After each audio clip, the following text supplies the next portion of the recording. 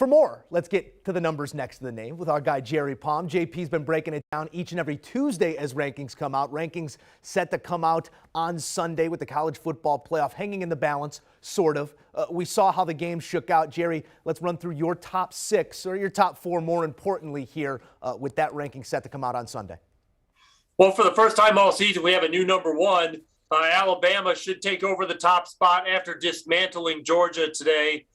Jumping over Michigan. Michigan still number 2, which is where they were last week. I expect Georgia to fill in at number 3 because of their dominant season up until today. It's still going to carry a lot of weight. And then Cincinnati, the first ever group of 5 team to make the college football playoff, is going to get their shot, and they're going to get their shot against Alabama. So, you know, if you want to make a statement, there's your opportunity right there for the Bearcats. And it's a great step forward for the group of 5 to have a representative in the college football playoff finally, for the first time since it started in 2014. Number 5, Notre Dame, who probably would have made the playoffs if Alabama had lost. And then number 6, I believe, will be Baylor, the champion of the Big 12. Our guy Jerry Palm taking us through the if this, then that all season long. And the picture looks pretty clear at this point. Thank you, JP. All right, back in the studio with our guy Bryant McFadden. BMAC, as you hear Jerry Palm rattle off that top 4, similar to what we were talking, where could you see some of those pressure points? Do you think Cincinnati perhaps is the 3rd overall team in the country and that Georgia can fall like a rock from 1 to 4, setting up a rematch of that SEC title game? Do you agree with Jerry's rankings?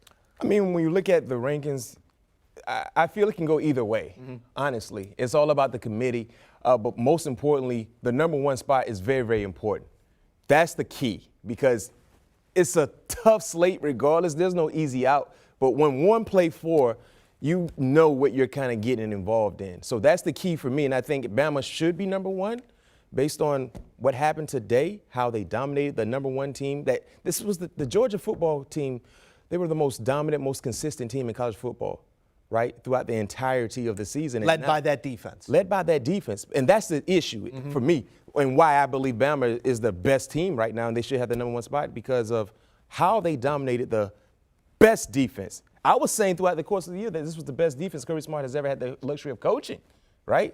And to surrender the points they did, the fashion they did, and seeing over 400-plus yards from their quarterback, Alabama's quarterback, and Bryce Young, I think that's the most intriguing thing is the number 1 spot. I think 2 through 4 is kind of, you know what you're getting, but the number 1 spot is the most important thing. So what I'm hearing is copy and paste Jerry Palm. No question. It goes Bama, Michigan, Georgia, Cincinnati. Yes, sir. We'll see how it all plays out on Sunday night. That's our guy Bryant McFadden, 1 through 4 and beyond. All right, taking a look at that projection one more time. The only undefeated team just going to sneak in, right? 13-0 Cincinnati with that big road win at Notre Dame. That's the biggest feather in their cap, and that is the difference between Notre Dame being on the inside and Cincinnati being on the outside. 13-0, then it goes 12-1, 12-1, 12-1 with Bama suffering their loss earlier in the season. Michigan suffering their loss to Michigan State. Georgia suffering their first loss of the season on Saturday in the SEC title game. But now we got a field set, and we're ready to go. CFP, New Year's Eve.